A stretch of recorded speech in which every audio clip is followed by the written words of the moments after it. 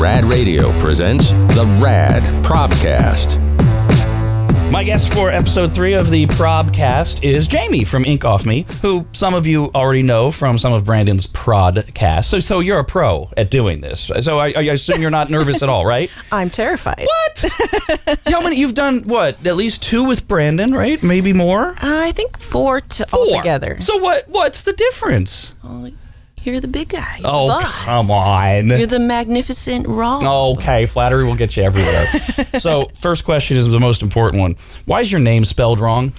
Why are there 2 M's in Jammi? That's Jammi, not Jamie. My mom, when she had me, had Tylenol number 3 for the first time, narcotics for the first time. And her name's Tammy, Tammi. So they had the name Jammi already picked out, so she thought it would be cute to spell it similar and spell it Jammi. Not making the connection that Tammy is pronounced correctly, so it would be Jammi. That's the drugs, man. All right. Well, I knew there had to be a story behind it. Yes. So you've, as I mentioned, you've been on Brandon's podcast a few times, but I like to act like nobody knows anything about you, because who knows? Maybe this is the first time they're listening. There are, believe it or not, people that don't like Brandon, so maybe they didn't listen to the Who the are podcast. those people? No, don't get me wrong. Those are like people that dogs don't like. I go running away from people that don't like Brandon for the most part. So what is here's the most fascinating thing about getting to know you over the last couple of years. My wife goes to see you on a regular basis. Tell her hello. And what is this seeming obsession you have with prisoners and removing ink from not just people in jail but other hardships in life? What is this about? So about 10 years ago, Chris and Heather Beninelli saw the need in the community for affordable tattoo removal, not just for friends and family, but people that have what's called job stoppers, which are face, neck, and hand tattoos. He and I worked in the ER together in the early 2000s, and he told me this idea that he wanted to help people out, get people back into the community after they've reformed and re-entered into society, and was seeing the need, especially when, in the ER, we met a lot of patients that are, on having issues and health issues, or just coming out of prison and having trouble finding jobs, because we do, you do a lot of social work in the ER also. So let's go back to the job stoppers part. So even in 2021, there is still a stigma about certain tattoos, because tattoos, it seems like I'm the only person on the planet that doesn't have one sometimes. Definitely face, neck, and hand are associated with gang related. Doesn't matter necessarily what they look like, especially if it's names or symbols or dots, and it might not have had a reason behind it that was gang related or something that was malicious. It was just something, a bad mistake, a stupid mistake, a drunken mistake, your buddy asked you to get one or with him, things like that. And when employers see those tattoos on the neck, face, hands, especially in customer service, do think that the customers may think that you're gang related or have been gang related, or you've been a criminal in the past, or you've had a jaded past. So back to, what's the name of the person who had this idea? Oh, Chris Beninelli. Okay. And this was way back in 2002. It was, the early 2000s. And who is Chris Beninelli? He is an RN. He's the owner of Ink Off Me with Dr. Eric Zacharias and Heather Beninelli. And is Heather related to him? Because that's such a common last married. name. Oh, yeah. She's his lawyer. Oh, that's convenient. I'm in the same situation now, married to a lawyer. I know. Very handy, I must say. It's funny, just a side note, Chris covered a shift for me in the ER and ended up delivering a baby in the parking lot. Chris, I wonder if you remember that. What? Did he not realize that there was an ER right behind him? They just couldn't get into the... That happens sometimes. Wow. Babies want to come out. But that's just a funny story, because Chris and I, he told me about this idea back then, and I thought it was brilliant and such an amazing thing to do for the community. And so the cosmetic side kind of helps pay for the mobile side that goes into the prisons and does the nonprofit organizations, especially in the San Joaquin County. What is the motivation, though? Because there's such a stigma about jail and prisoners, and there should be, right, in a society based on justice. Sure. But I mean, we know statistically at least 1 out of 3, if not more of them, get out and go on and live, never go back in and live fruitful lives. But that's not really what people think of. And so it takes a lot for you or Chris, who have the idea, to even have empathy or sympathy for. Is there a story behind that? Well, I think just seeing, working in medicine and seeing that population that's struggling to find jobs and to, even stay healthy, coming out and drinking instead of getting a job, or not being able to get a job, or doing drugs, because they have this stigma or this, the tattoo that is holding them back, or that can hold them back, or they're afraid that it's going to hold them back and they don't even try. So in these reentry programs in the prisons and the jails, that's what we work with, is the people and the social workers and the programs that they already have in place for the prisoners that are about to get out, that, they go through interview classes and making resumes, basic things that can, when they get out, they can use and help them get back into society and become a citizen again. Do you get any overt pushback from people who say there's other people you should be helping? Yes, definitely. It definitely are the trolls. Sometimes I get them on Instagram that'll send messages when I put out the flyers. Have you seen our flyers for the free events? Of course I follow you. Hello. Oh, thank you. But yes, you do get those trolls that say, why the hell do you do this? Why don't you just do the cosmetic side? Or, who are these people? Why do they deserve help? And, I have to block them. It gets pretty annoying. And they put messages, even public messages, when I post those free tattoo clinics.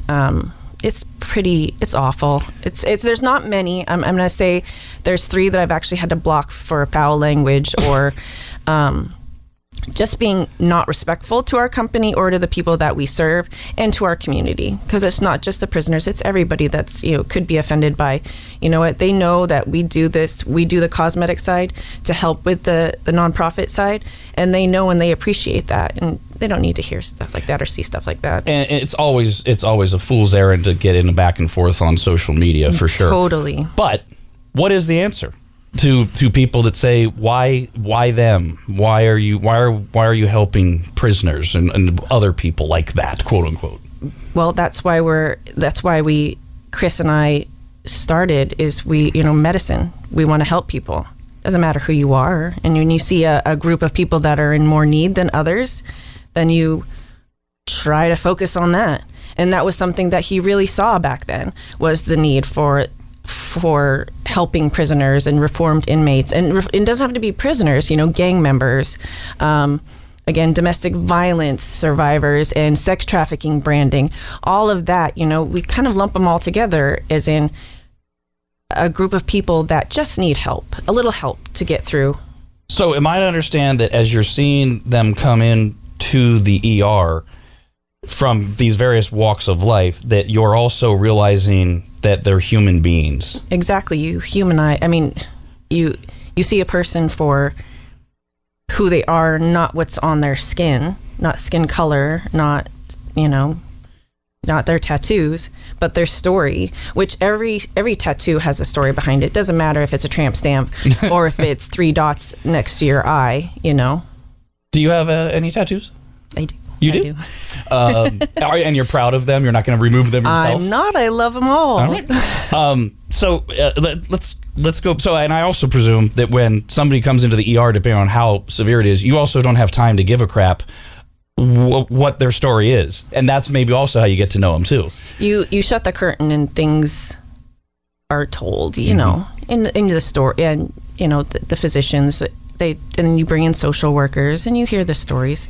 And it doesn't necessarily just have to be from the ER. You just see it in society. You walk down the street. I'm sure that some of it was from the community that we saw from the ER, but then you just see it in, walking down the street. You see. What is domestic violence branding? So I never heard of this. For example, if a wife or husband is really possessive or jealous or violent or all of the above, a example tattoo would be property in certain places, in private places usually. Sometimes in places that people can see, Sometimes it's the neck. Sometimes it's, the arm, forearm. And then sometimes it's in places that are private. And in a relationship like that, it's essentially forced onto the partner by the abuser. Yes. And then is it the same idea with the sex trafficking branding? It is, so that other pimps or other John's customers, they know who the children, adults, males, females belong to. That's a very dark world. Does it get to you at times? I mean, this what you're describing is like quite literally why the one area of law my wife refused to consider is family law, because she just knows she can't handle it, and probably criminal defense as well for the same reasons. And I mean, that just even talking to you on this level, that's a jarring area, and I'm sure you get a lot deeper into these things. How do you deal with that? It's tough sometimes. I can think of a patient a few weeks ago, and the first time that they came in, they were terrified, shaking, was embarrassed to show me, because I do free consultations with people, and we're in a little room, and this person just broke down, just cried, and you just have to have empathy and sympathy for this person and make sure that they feel as comfortable as possible. And at the end of the day, I talked to Barb, our nurse practitioner, and we talk it out, and you just have to talk about it. So the gang at Ink Off Me, you use each other as sounding boards at the end of the day to get rid of the toxicity that you may feel, but in the moment you're also part counselor. Yeah. For some of them. Now, when she came in, is the shaking and the anxiety, is it from just embarrassment, or also the scars from what was done to her, or all of it? Or? All the above. And she just left her husband, and so she was having emotions from that. And then I have a female patient that it's her ex-wife on her forearm that was an abusive relationship, and when she comes in, she says, I have an anxiety attack every time I come in, and I'm not sure why. And it's painful. Tattoo removal is painful, so that's part of it. But then she and I talked it out, and it was, she's removing this side or this portion from her life slowly. It's slowly going away, so she's watching the progress. And that she gets emotional about that too, because her life's changing, and that person is no longer part of her life and affecting her life, and she's just watching it slowly go away. And that's what we came down to. The conclusion was that she was watching this piece slowly go away, and it was emotional for her. I know there's no blanket answer to this because it depends on so many variables, but how long-ish does it take to remove any tattoo, really? A good year to 2 years, basically, depending on the quality of the ink. Ink is made of heavy metals, so there are larger particles and smaller particles, and so the laser has to break that up, and then the white blood cells can take this, because the white blood cells are pretty small, not as large as the heavy metals, but once you break that up, the white blood cells can take those smaller particles and put them through the lymphatic system, and then excrete it through urine and So over the course of a year or two, they're coming in, and how often? Every 6 to 8 weeks normally. Sometimes we'll have them come in every 3 months if it's a stubborn tattoo. We let the laser do its job, and let the body do its job and break down the ink, which is called thermolysis. And then is pigment part of it as well? Mm-hmm. So that's what the laser concentrates on, is dark heavy metals, because it has color to it as opposed to skin cells. So what it focuses on is the dark pigment, basically. So does that make working on my wife, who's African American, more challenging? It does. That was my understanding from the consultation when I was there with her, and the first treatment. And the pain thing, that's very relative, right? It is. It depends on how. I guess I don't even know all the technical terms of it. How long you're blasting the tattoo, or what does it feel like? What we describe it as is when you're cooking bacon in a frying pan and the grease splatters onto your skin over and over and over but it's quick. So they just paint the tattoo with the laser. And you have, I remember you have the balls that they can squeeze. The stress balls. Yeah, which I will tell you from experience is better than, say, your husband's hand. Yeah, I bet. So that's it. But now, okay, so this is what we're talking about right now is the process at any of your 3 locations of Yes. Ink Off Me. All 3 locations do tattoo removal. Okay, so but how does this translate to you going into prisons? Because if it takes time to remove tattoos, you can't go in and just take a guy's tattoo off, right? I mean, how does that all work? That's a totally different animal. So we have a mobile unit. It's a bus, and it has a laser in the back. And so every 6 to 8 weeks, sometimes longer, 8 to 10 weeks, we go into the prison. The prisoners sign up. They sign a consent. We give them education. They usually have education beforehand. We have an educational video that they can watch, and they sign up for it voluntarily. And it's mostly guys or girls that are almost out or already in the reentry program, is in reentering into society. So they've known about the program, they've heard about us, they've heard our names, and so Chris takes the mobile unit and goes to PIA, which is Prison Institution Association, so Chowchilla, which we have a letter from one of the inmates, and some of the other prisons that are in Central and Northern California and Southern too. And for people that don't know, first of all, they're blessed that while you're in prison, keeping the tattoo is part of also staying safe, which is another reason why they're not even going near this until they're close to getting out. Right. So normally these guys or girls are in a section where everybody's reforming, and it's not like max security, although we have been in max security, but it's people that are in a certain program and are on good behavior and not in general population necessarily. They're on their way out and in the program and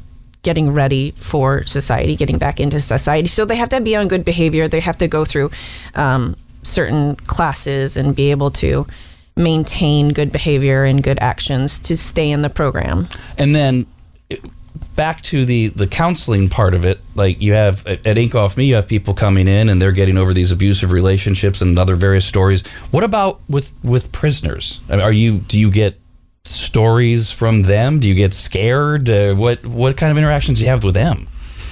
Well, I mean, they do tell us the story if it's gang related, hate related. I mean, and Cody was on the podcast with Brandon and I. Obviously, he was forced to get tattoos to stay alive.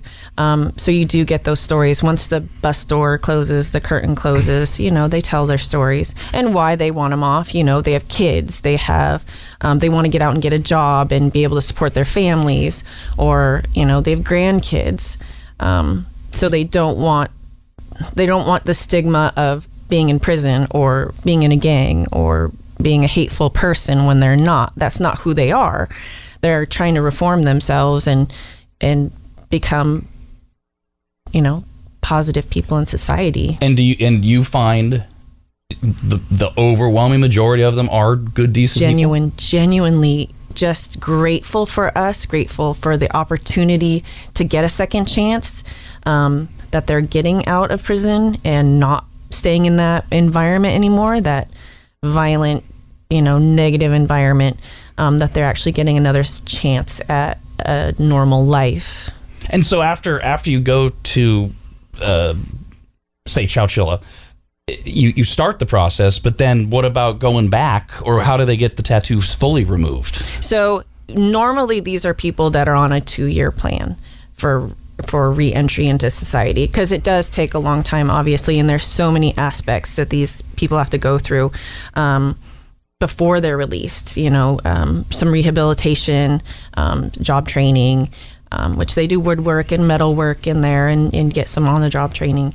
And living back in the real world, when you were talking about they get out of jail and they just go wind up drinking, and there's a lot of reasons for it. One including it's like it's that shock of being back in the real world. Oh, definitely. And not to compare the two, but like when soldiers come back from being overseas for a lengthy period of time, it's like, oh, this is what the regular life is like, and it's just you can't function. Right. So getting them into those programs and dealing with people and teachers and classmates, and it kind of does help from going to a cell to being in a classroom to being in woodworking or metalworking, or into a classroom with computers where they can learn how to make a resume, or or just work computer science type stuff, because that's just that slowly integrates them into where once they get out to society, then they have a better chance and they probably feel better than just, okay, you go from a cell to here, you're going to the grocery store, And, I can imagine as some people listen to this, I'm not a really big black and white guy, but there's almost only two ways to hear this. Either we're humanizing and sympathizing with horrible people that shouldn't be, or the way that you mean it and your mission statement and all that, which is, wait a minute, people make mistakes, and the ones that are in this version of the program, once you get a hold of them, they're the ones that genuinely want to turn everything around. Right. And I don't know how else you hear it. You either hear it the latter way, or you're not reformable, and you're like, I can't believe you're going to spend an hour making us think that all prisoners are great people. And that's the trolls. That's right. That's where you get into the people that don't think that criminals should get a second chance, or even deserve a second chance. So, and are all of them guilty? Well, we know for a fact that no is the answer to. You take any prison, throughout history, a certain percentage of them, and depending on what color their skin is, it might be even a higher percentage. Are we find out later? We know they're not. Right. And I mean, it's not a perfect system. It's one of the best on earth. But we talk about this all the time on the regular show. We lose our humanity over so many things. Definitely. And this is one of them. And in fact, you alluded to this earlier. So this mission is actually why Ink Off Me was started. Yes. It wasn't started to make a whole bunch of money and turn Chris into a mansion owner. No. That's not why Ink Off Me began. No, and that's the focus is again on that mobile unit side, but the shops or the offices help fund that side. So without the offices right now, the mobile unit can't exist and can't go out to the prisons, and because we've been shut down. Because of COVID. Yeah. In fact, are you even back yet? Yes. Okay. When did that start? So our CCC, which is in Elk Grove, started probably, let's see, it's probably around 6 months ago. I think in the fall, November-ish. And then we work with a mental health facility in the Napa area, and they're about to start because their patients are, and that's one side that we haven't talked about too, is the mental health institutes that we go in to help. They're going to start once their patients are vaccinated. They're going to allow us to come back in, and then San Francisco General, which is Mark Zuckerberg's foundation, we're going in there to help their patients that are having issues and having issues getting jobs and gang related and trying to get back into society also. So when you're up and running at full speed, how many days a week are you going to various places? Actually, I was talking to Heather about this morning. So right now, with just the few that we're allowed to go in, it's about 7 days every 8 to 10 weeks. But you would do more if you could. Oh, we would be full time. Is this why you have these weird, like, limited hours at Ink Off Me, because you're out doing this so much? Part of that is my full-time nurse, Liz. She works full-time in the office. Well, not full-time, like 3/4. And then she works a quarter in the prisons. So the other part of every 6 to 8 weeks or 8 to 10 weeks, she goes in to the prisons with Chris. And so we have those weird hours. But we are going to open up more. I did start opening up another day a week. Because we are getting busier. Thanks, Rob. But that is great to hear. I'm always lots of maggots. Always excited about that. Yeah, and so now that we're up and running in COVID, they're allowing visitors into the institutions, which we're visitors contractors, and so now that they're allowing us back in, we're ready to roll. We start second week of June for the central prisons and the southern prisons. By the way, when the what do you call it, a bus or a van, or what do you call it? It's a bus. A bus. Yeah. When you say, you refer to when the bus door closes, it's like when the curtain closes in Yes. the yard. There's guards there, right? Yes. So there are guards, and it's made to be COVID safe, which is crazy. Oh. That because the patient will go in, watch a video in the front of the bus, which is closed off. there's a patient being treated in the back of the bus, and then they go out through the back of the bus. So there's only one person in a room at a time with the nurse who's vaccinated and wears masks. Of course.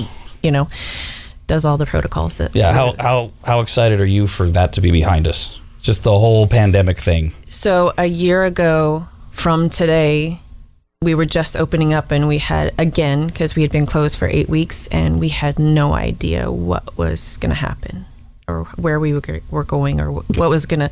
We just kind of flew by the seat of our pants and followed county guidelines. And we've been so lucky that we've had no outbreaks with our employees or patients. We've done really well. I mean, we're kind of set up for that too, because we have so many rooms. We can just move patients to one room at a time.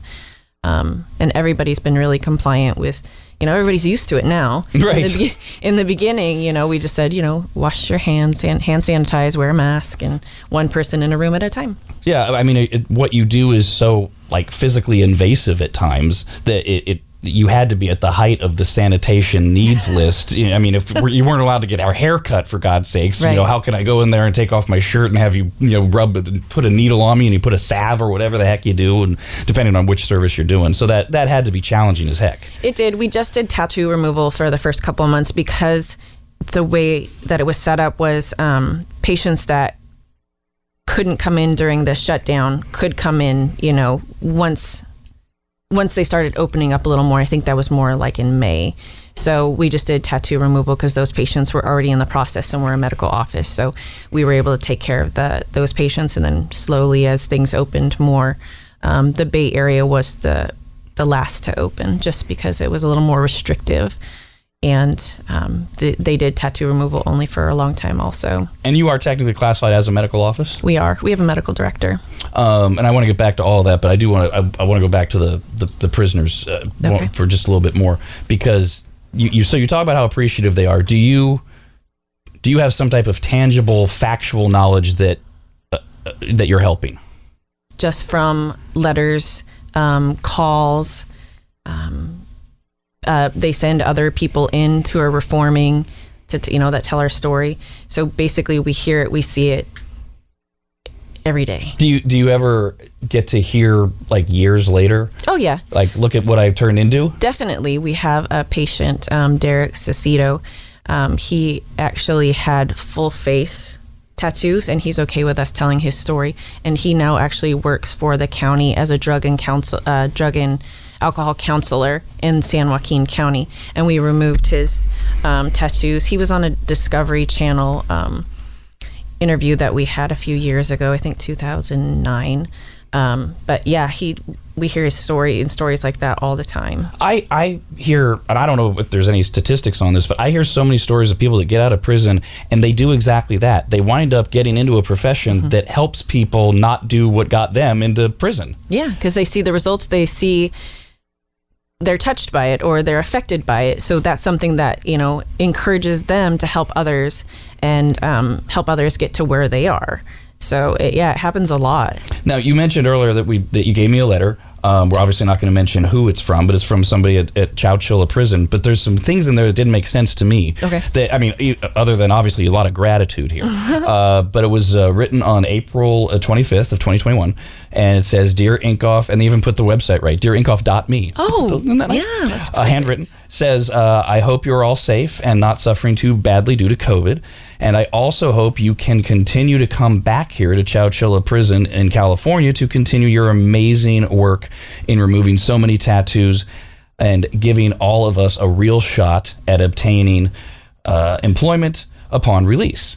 Okay, that I get. That's the gratitude. And then, all right, great. Right. So far, I'm with you. And then I wrote to a senator in hopes of really letting her know how much of a difference you are making for us all, and the fear of you not being able to finish what you started. What this is where I'm like, why would you not be able to finish what's going on here? Well, we didn't know if we were going to be able to go back into the institutions due to COVID, and because they did stop us in. So July of 2020 was really when they said no more visits into the prisons. And so we didn't know. So the prisoners obviously know. okay, well, they're due to come in. Well, no, we can't come in. We can't come in as a contractor and or a visitor, basically, is what we're considered, because of the fear of us bringing in COVID or us taking COVID out. And so is that what he's referring to when he goes on to say that he was asking the senator to sponsor you guys and allow you to do what you do? Well, there is a contract that, that we do have with the facilities, and it's a minimal fee just to keep the buses, the offices and the buses running.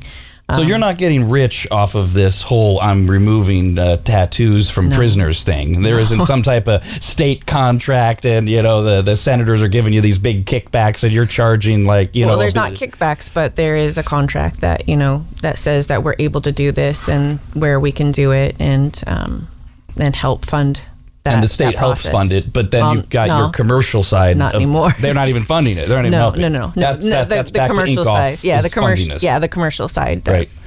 So. And he just goes on with more praise and thank you for all you have done. And I pray that you'll be able to come back and finish. You get these letters a lot? Yeah, and phone calls and family members and emails. So they go through the website, and we will even, go to the contact or book an appointment, and they'll just send me these long, emails of their loved ones that are coming out and they've heard about us, or they found us on Google, or they heard us on RAD, about us on RAD.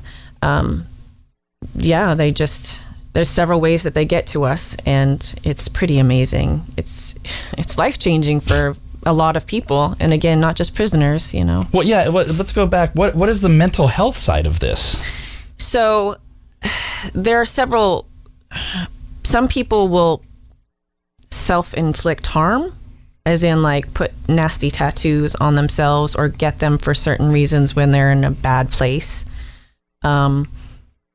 Over the pandemic, we've seen people buying tattoo guns off of Amazon also and tattooing themselves. I remember that early on. We were talking about that because we're all stuck at home and bored and you can't get a tattoo. That's a bad idea. And it's usually teenagers. So it's, where they can tattoo themselves because they're right-handed or left-handed. So their opposite arm, their opposite leg. Can you overstate how bad that idea is? It's really, really bad. Don't do it, please. Make sure you want your tattoo forever when you get it.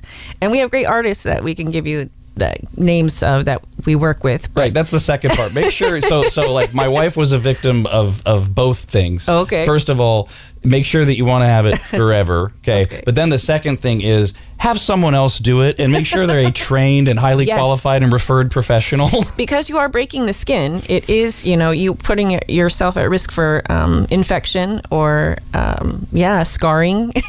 Please don't do it. Yeah, don't. And so many of them wind up going so far down the road, they wind up in a mental health facility? Well, not just people that tattoo themselves, but that get tattoos in a dark time. And so those institutions were seeing that quite a bit and came to us and said, we have this large population of people that are going through mental health issues and trying to get better, and they're no longer wanting these tattoos that either they've done themselves or had done or somebody else has done to them and asked them to do, so we are going to be able to start going back into their facilities here pretty soon too. So back to the commercial side, and the three locations, you're in Sacramento, Berkeley, and Stockton. Yeah. And are all three medical facilities? Yes, we have a medical director that oversees it, and we have a nurse practitioner, Barb, and we're bringing on another nurse practitioner for the Berkeley area. So I remember when I went there the first time with Christina, and I started hearing the qualifications of Barb, and I'm like, wow, these are former lifesaver type people. Now you keep mentioning in the beginning you were in the ER. What exactly is your qualification? Well, back then I was an emergency medical technician. I started in dermatology as a medical assistant, and then went into medicine. Around 2006, I started working at a trauma hospital. You have to have seen some good stuff. You must have stories. In the adult ICU and pediatric ICU and ER. ER is crazy. Ever have anybody come in with something weird shoved inside of them? Yes. Everybody I know has a story from what weirdest thing. Oh gosh. So a full beer bottle once, and then A full, like it wasn't open, like they hadn't drunk it, or you mean they got the whole bottle in there? They got it was full, like they hadn't drunk it. Like the cap was still on. And it was this nice gentleman who his wife wouldn't have sex with him anymore, so he took it upon himself to use a pleasure beer bottle. himself. I don't know why a beer bottle. People get creative. I don't know. There's a book out there that we actually read years ago, and it was written by it was somebody in the ER, and she had gathered all these stories from other people that she knew in the medical industry. And I mean, some of the things that you guys see, the one that stands out is a woman who got a potato stuck inside of her and then left it there because she was so embarrassed, and it turns into this horrible story of it rotting. No, most of them do get, I mean, they usually don't come in right away. They're just hoping you can work it out themselves. Exactly. So it's usually EMS that brings them in. Oh. And, cell phones were a common one also, because you can put it on vibrate. Boy, people are creative. Mm-hmm. That makes sense. Yeah, just keep calling yourself. So, how long did you spend doing that type of work? Several years, and then I thought I would get a change of pace. So, ER and trauma were pretty traumatizing. Mm-hmm. So I took a break for quite a bit, mental health break. So what's the time lapse between? So you're working with Chris, and he's got this idea, and you're in the ER and such, and then Ink Off Me starts in what, 2012? Yeah, around then. Yeah. So how far apart were you, or how long were you guys apart, and then you worked your way back to each other? Probably about 10-ish years. Wow. And then I was working at another skin and laser center. I had great people that I worked with there, but I was kind of at a stalemate. Like, okay, we took a small office and grew it into a large surgery center, and I was like, okay, well, we've done this now. And then I saw Chris on his Instagram, actually. He's like, we're hiring. And I sent him a message at like 6:30 in the morning. He's like, hey, can you come in for an interview at 1:30? And went from there. So it wasn't this Cinderella story of the two of you talked in 2002 or whatever, and it was always going to be that you were going to be his right-hand woman, and it actually is nothing like that. No, actually, there was somebody before me named Carly who did a really good job, helped grow the business, and had a great staff that was already assembled when I got there. And, I just came in and brought new ideas, just a fresh look at things. And Chris and I and Heather and our employees have just worked together so well and come so far. It's been amazing. It's been a wild ride because, as you know, we're about to expand. Yes, I know that. Yeah. What can you tell us about that? What does that mean? So, in any way, maybe? 3 new locations. What? 3 new locations. That's doubling in size. It is. You have 3 now. Right. Holy cow. So in possibly other states, there were 3 locations when I sent you the news that it was happening. But now that we've done some research, I'm not sure if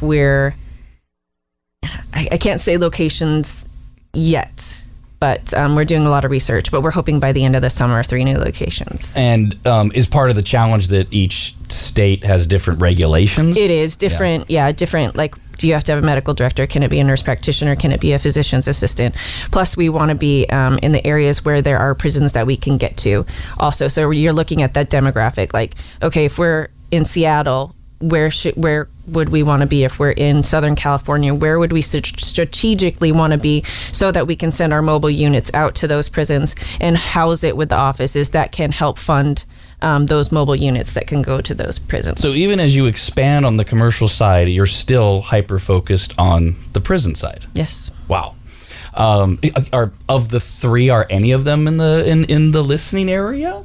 The major listening area of RAD Radio? Gosh, I hope so. Okay, all right. I hope so. Just wondering. So how hands-on is Chris? Very hands-on. He actually comes and covers for days. So he does the mobile unit. He does all of the mobile units right now. And then he'll come in. He works in a local ER also, but lives in San Diego, but comes up to help me when I need him to. What? Wait a minute. I'm getting whiplash here. He works in an ER. Yes. He owns Ink Off Me. He comes up to do the bus. Mm-hmm. And he lives in San Diego. And takes care of 4 kids. Wow. Okay. Pretty impressive. He is. And we should point out, you're what? You're general manager. I am. I'm the operations manager. Okay, yes. I mean, these titles are important. Yes. And so, how much do you run the day-to-day operations? I mean, especially with Chris doing all that. So I'm basically the organizer of everything, the schedule, the employees, numbers of populations versus this to help, see what location we're going to. So I do the logistics and the day-to-day stuff. And then Chris does the kind of the big picture stuff and then comes in to help me. And he's, he and Heather have been really supportive and when I need them. And Heather does a lot. Heather does way more than any of us does, probably. And you oversee all 3? All 3. So who does the hiring? That would be me. Okay, where did you come up with this crew? You have some of the strangest, in a great way, people on your team, but they all seem to have some type of weird, vibey, quirky greatness about them. Where did you find them? How do you find them? They just find me, I think. I don't know. I have a great group of people. Bree, Liz, Barb, who's hilarious. Alyssa, she's been there a long time. She's been there about 5 years. She's amazing. Bree is very creative. She's actually wants to be a tattoo artist. She's studying or doing an internship to be a tattoo artist, and she works at a tattoo removal. It's ironic, but sometimes you become the best at something by seeing the worst. Right, and actually, we have a lot of artists that we work with that were taking their tattoos off. So she got to be able to meet some that have taken her in and given her some internships and some suggestions, and so it's kind of cool for her. But she is so creative, and she knows how to edit and film, and we come up with these ideas. Like, we're on TikTok now, and I don't know if you know the world of TikTok. Yes. I'm new to it. Yes. So it's just interesting because they'll have these trends, and if I laugh out loud, then I send it to Bree, and I'm like, can we do this? Like the F on the lawn. Oh my gosh. So the original video, if you've seen it, no, describe it for everybody. Okay, so this man bursts out his front door and screams, "Get the F off my lawn!" And there's a little girl with a big F running across the lawn going, "Sorry!" And she kind of does like a gazelle leap. And I laughed out loud. Oh, sorry guys. But it just made me spit all over the place. I just, it was just hilarious. So that was one. So immediately you recreate it then? Yeah, we do. Yeah. Because when I see your posts, because a lot of times you'll repost your TikTok stuff on Instagram. Yes. But it seems like you guys are having so much fun. We do. And, part of that is that we have really great patience. It doesn't really feel like work unless I'm sitting at my desk and putting together the employee schedule. The rest of the time, our patients are grateful. It doesn't just me, not just the prisoners.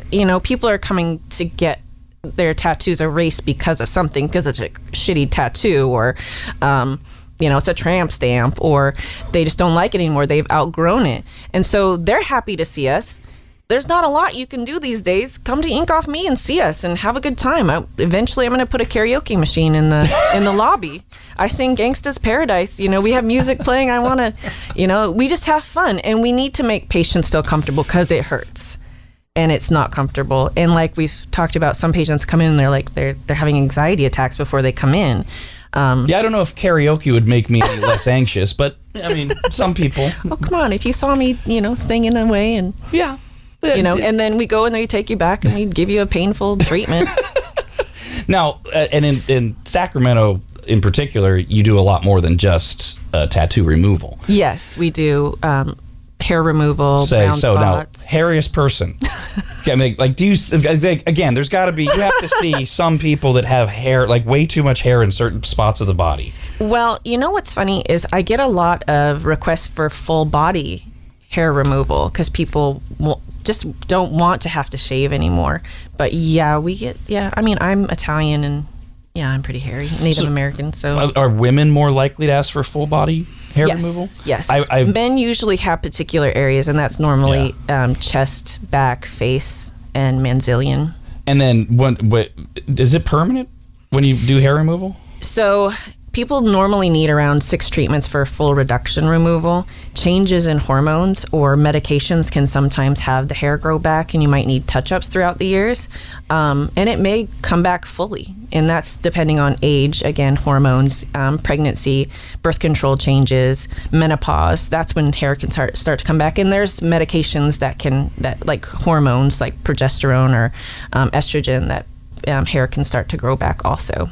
When back in another life, like 20 years ago, I was dating a girl whose sister was obsessive about not having hair anywhere. Yeah. And it wasn't even just like, oh, shaving is a pain in the ass. It's like she didn't want to have hair anywhere on her body. Right. And she was very vocal about it. I'm like, well, okay, I know what you look like without your clothes on now. But she would probably be like all up in your business these days to just get it all taken off. And sometimes it's not just vanity. Sometimes it's something that, they've heard from others or smells, because, hair, when you do have hair under arm hair in private areas, it can leave an odor, so people get embarrassed or, just want to groom a little bit better. So they want their hair gone. And it's probably obvious at this point, but we should point out, obviously, the fascinating side of this never comes out, and you guys are always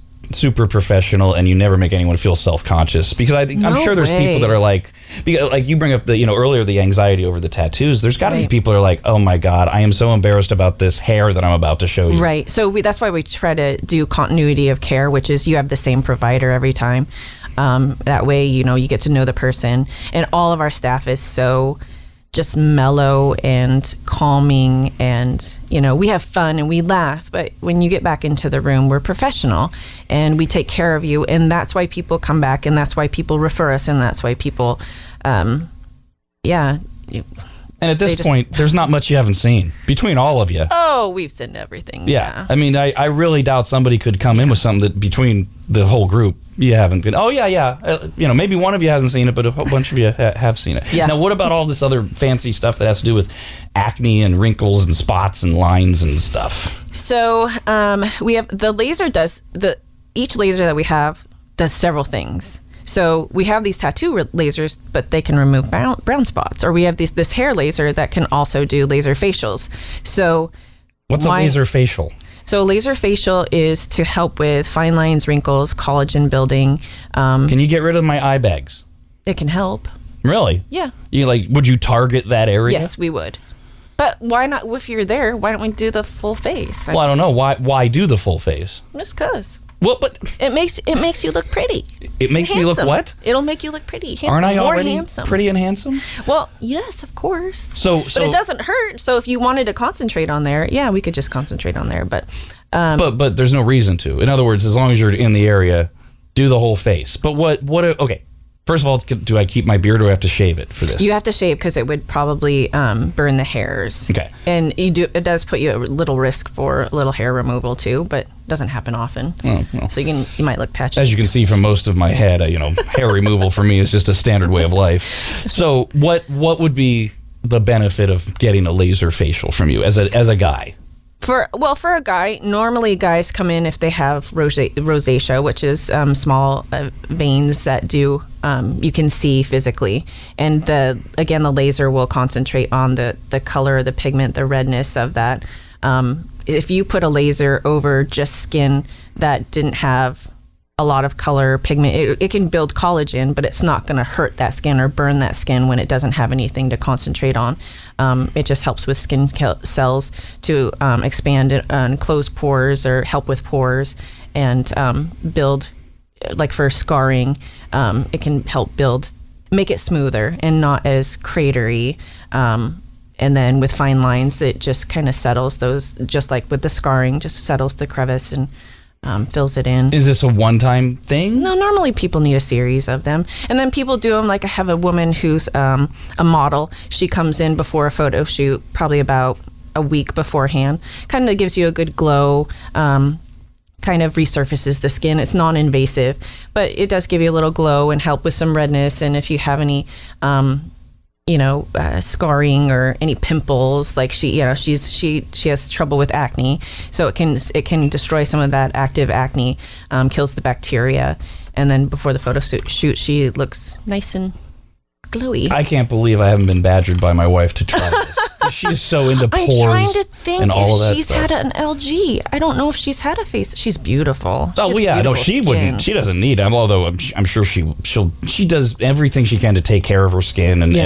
But she's also gotten me into various things like collagen and other things, just under the guise of just take care of yourself and taking care of your skin is something a lot of dudes, especially, don't really think about. But I've seen the results, and I can feel my skin is softer, which is fine. I don't need to be Leatherface, and so I'm sure that she would be way into that. So and then what was that? Oh, I had to ask you this, Brandon. A while back, he told this story on the air, but you somehow over the phone diagnosed that he had been bitten by a spider. Oh, how did you do that? Well, it was one of two things when I saw it and when he told me about it, a bite or an aggravated pimple. And he had said that he'd tried to squeeze it and nothing came out. And so I had him do a few things, a little Benadryl and like hot and cold compress, and it seemed to help. So it had to be one of two things, definitely. And then he told me that he had a problem with pests. And at that point, you had ruled everything else out. Yeah, pretty much. And you were pretty sure. I love dermatology. I love skin stuff. So, that was a whopper too. Yeah, he had a big bump. It was a big bump. So, are you like a preener, like with people? Like, are you always like? Oh, my son hates it. I'm all up on him. He's a teenager with acne, and I see a black bed, and I'm like, let me just try. Oh, like, Mom, get away! Yeah, He knows when I'm looking really close. Like, well, you got all sorts of layers there, right? I mean, he's a teenager, you're mom, but you're also in dermatology, and if every teenager has some type of acne challenge, it's got to be like Yeah, he's actually doing pretty well now because he doesn't want mom popping his pimples. So. Why can't he just come in and do like treatments? Oh, he can. He could. He's not afraid. So I think he's seen the videos of tattoo removal, and he's been in the office but hasn't seen the physical, like hasn't been in the room with it. So he thinks that lasers are always going to hurt. Even though I'm trying to convince him, he hears the stories, and he doesn't have social media, but I tell him the stories of things, and of my day, talk to him about my day. And he knows that it hurts. So he's convinced that I'm lying to him, because he has a dog bite scar too that I really want him to laser, because it does help with scarring, because it's the redness that the laser tries to go after. But scars. I know, that's my friend's like, he's got street cred now. Mm-hmm. How did? But quick parenting tip: how did you raise a teenage son that doesn't have social media? So I see social media as interesting. The bane of our existence? Basically. The end of society as we know it? Yes. Like, so I didn't have... A toxic cesspool? I didn't have social media until my son was born, because my family's far away. And so that was a good way to connect with them. And that's basically how they were trying to connect with me, is, communicate with me, was through social media. So I see it as, it's a good way to communicate and keep in touch with people, and to, show pictures of, the growth of my son and everything like that. But really, and then you get the sad stories of the dogs being abused, or just the negative side of social media. So early on, when he was young, I noticed that it affected me, and that I started even being on social media way too much and letting that affect me. Like, oh, look at this person has a perfect life, and look at me here going through a divorce, or what, it affects you just looking at things that you don't really need to see. So no, he doesn't have social media. He is a gamer and likes YouTube. He has his own YouTube channel, but not really. He doesn't have Instagram or Facebook. And he doesn't seem to be pining for it? No. In fact, they talk about it. He's actually, they're debating in class. It's funny that you bring it up right now. He's the con of the social media side. So we had to go over that, like what's the pros and what's the cons of social media. So it's funny that you bring it up, because he just did a presentation this week about social media. I convinced myself that that I had to be on Twitter for professional reasons, and especially, and I did it before COVID, and then especially when COVID hit, I was, Right. it was like, get the messages from the governor, and I finally, I don't remember when, I want to say it was last fall, maybe it was a little later than that, I finally just canceled it. Right. And it was noticeable in every part of my life, my mood, my state, just not even having access to see it. It took me a week or so to realize it, how toxic, because of all of them, Twitter seems to be the most toxic, at least for me. I've stayed away from Twitter. It's awful. Really? And if you find something, maybe Facebook is more toxic, but I never did the Facebook thing. It is amazing what people will say, and the vicious attack. And these aren't even things like directed at me. Right. It's just like you follow somebody and then you make the mistake of scrolling through the comments, and it's like, these people live amongst us.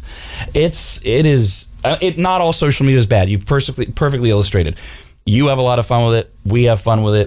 It's a great way to stay in contact with people. There are positives to it, but man, the negatives are so negative. And that's part of growing the business, or being a part of business, like RAD is also, you connect with your audience or your customers or your patients, and you get more, and that's how you kind of advertise a little bit too, and show what you do, and then you do your branding too. So a lot of the funny videos that we do, there's an Ink Off Me sign in the background, or I'm wearing an Ink Off Me shirt in the video, and that's part of the branding.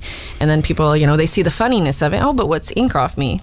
What are these crazy girls? We got to go meet these crazy girls. I'm sure the word crazy is used when they see most of your posts. Yeah. What are these free clinics that you do? So in the San Joaquin County, we work with some organizations that help families, prisoners, the impoverished population who are trying to get back into society after being, either in prison or, drugs and alcohol. So every 6 to 8 weeks, we go out to one organization that puts on an event, and they do like job training there and job events, and then we do the tattoo removal for them. And are you back to doing those? Yeah, actually, we've been doing those since last summer. I think August was our first one. Again, it's so easy to be, COVID compliant because there's only one person and we sanitize in between. And then they're 6 feet apart when they're waiting in line and doing consents. So that was actually one of the first, besides the office opening for tattoo removal, the nonprofits, and then the prisons. So, and now we'll start going to more prisons. How do people find out about the free clinics and whether or not you're going to be in their area, or what they have to do to get to one? Or follow me on Instagram or Facebook, unfortunately, but that's where I do put out the community information for each of the clinics. Or you can call the office at 916-600-4428, and we can give you that information. And it's on our website also. By the way, the whole name, the Ink Off Me thing, I mean, it makes so much sense, but then to also get the website inkoff.me, I mean, that just was that, which came first? The name, or was it all at once? So the name and all at once. Chris has told me, it was just something. And fastest way, so it was him and his buddy with a glass of scotch, I believe is what he told me. A glass or a bottle? Could have been a bottle, I don't know.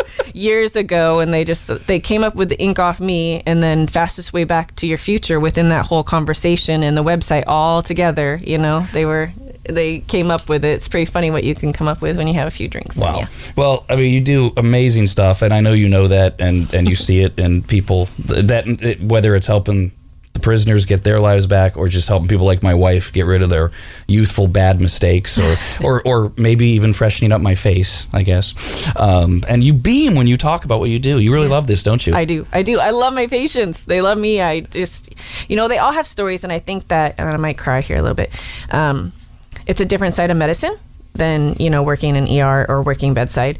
You get to connect with people, and you see them every 6 to 8 weeks, and we become part of their lives. And through COVID, they have been able to come and see us and stay connected with us. And so they're grateful. They're wonderful. I've not had one bad person or patient come in those doors, because they're coming in to either reform or change their lives, or just get rid of a stupid mistake, or get rid of hair or some age spots that have been bothering them, or veins that have been bothering them. They're not coming in because there's a bad situation happen, like they're sick.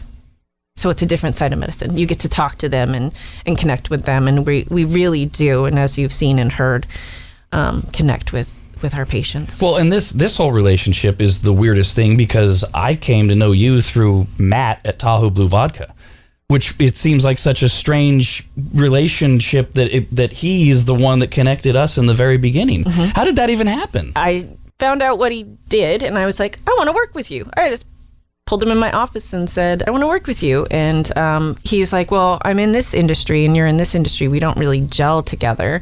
Yeah.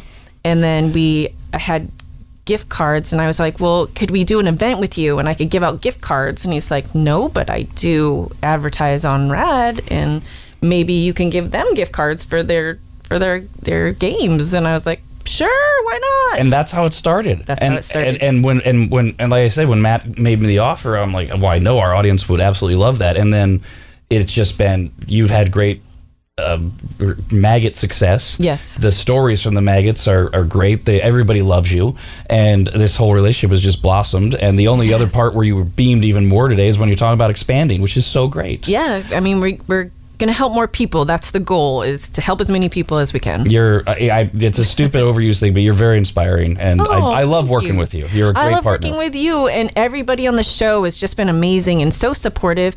And Rob, you have just made a difference, especially over COVID. I did not know if we were going to stay alive, and you were the first one that reached out and said, when you're back in and when you open, we're going to come out roaring and get you guys out there. And I appreciate that. And you helped save us and keep us going through very hard times, and we had no idea what was going to happen, such unknowns. And I thank you so much. And Chris and Heather and I just, you help us help people. Well, thank you. I mean, as you've found, we just have this amazing connection with these small businesses that we work with. They're all listeners. They're all great people. Right. And you just want to support and help them because you guys support and help us as well. So that's a great note to end on. Thank you so much for doing this with me. Sorry for crying. You finally did shed a tear at the end there. One did come out. I tried hard not to. I'm going to get a terrible reputation. People aren't going to want to come on this thing. Oh, Rob's just going to find a way to make me cry. Who's the host that was their goal to make somebody cry? Well, Barbara Walters and Mike Wallace on 60 Minutes a little bit sometimes. Really, Barbara Walters was like... Totally. Always. She would really get to people. Yeah, I think she got off on it sexually, but that's for another episode. Thanks, Jamie. Thank you, Rob, for having me. I appreciate it.